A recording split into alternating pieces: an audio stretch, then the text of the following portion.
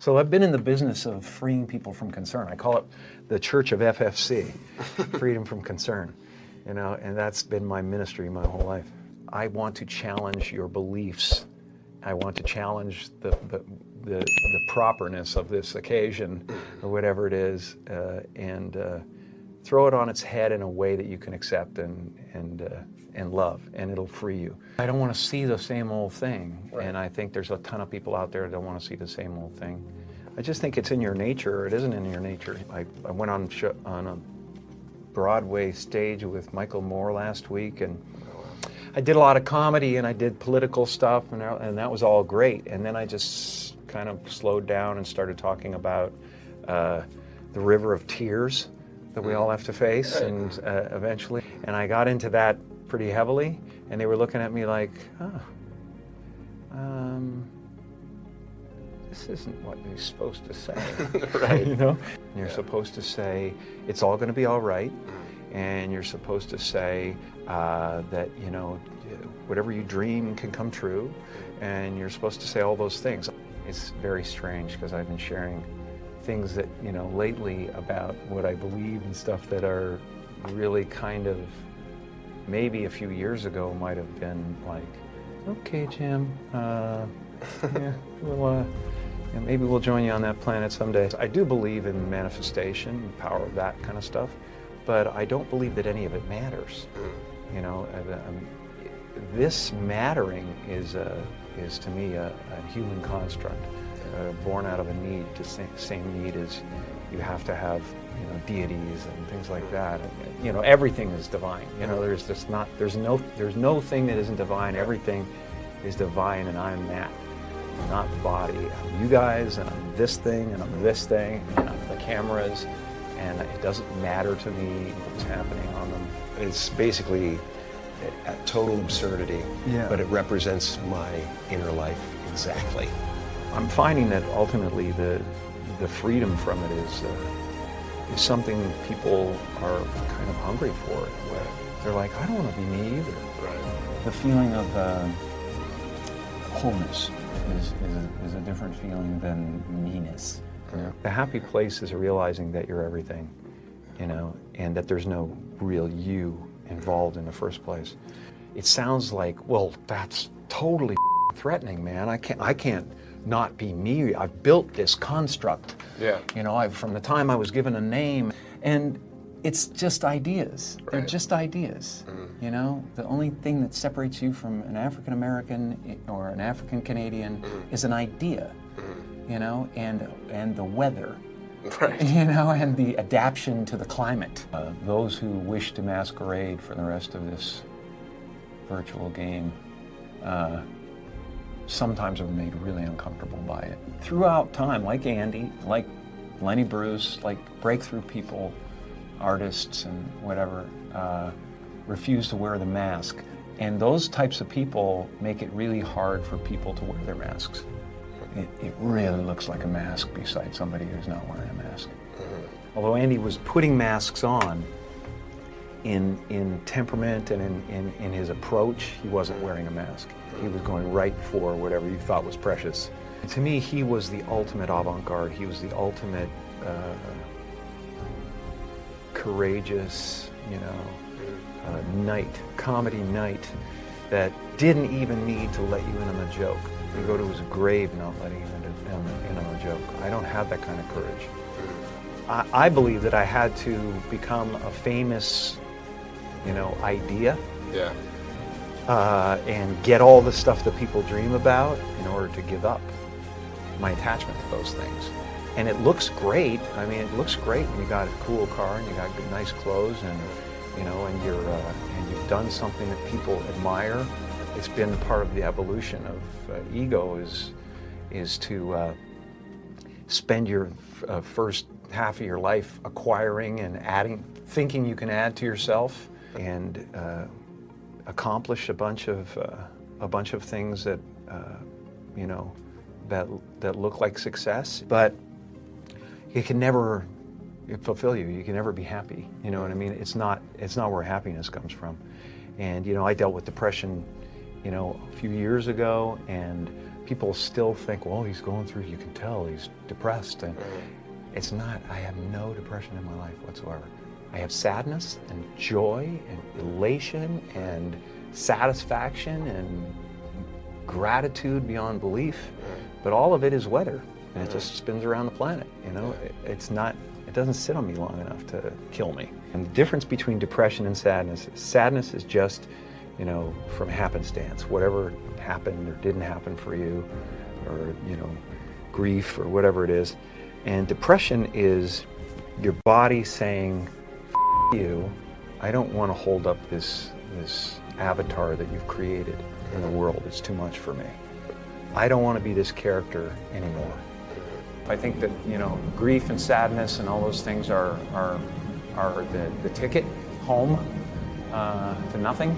I think that was a part of the process. Deep rest. Your body needs to be depressed. It needs deep rest from the character that you've been trying to play. Right. You know, the great and powerful Oz. And you're just the sweaty guy behind the curtain. It's an amazing metaphor, you know, in that movie. I don't really look for things.